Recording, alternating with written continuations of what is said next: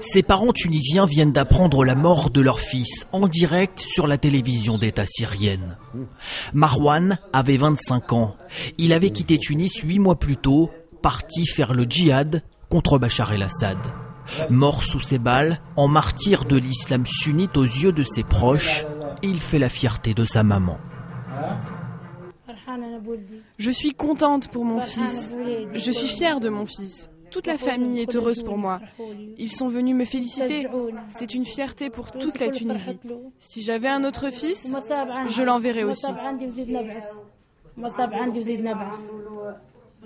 En Syrie, Marwan combattait avec le fils de cette femme.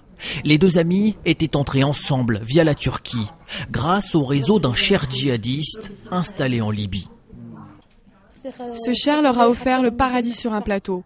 C'est lui qui leur a donné la force de partir. Il leur a promis le paradis pour toute la famille. De Libye, mon fils a pris l'avion pour la Turquie. Et puis, il est passé par la forêt et la montagne pour arriver en Syrie. Partir pour le djihad en Syrie, une démarche parfois soutenue par certains religieux.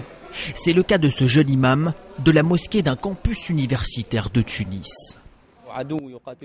Un ennemi qui te combat avec des armes, des explosifs, un ennemi qui viole les femmes, qui tue même les enfants, cet homme-là doit être combattu par les armes.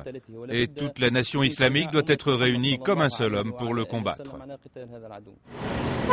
Régulièrement devant le ministère des Affaires étrangères tunisien, des djihadistes manifestent pour la libération de leurs camarades emprisonnés en Irak.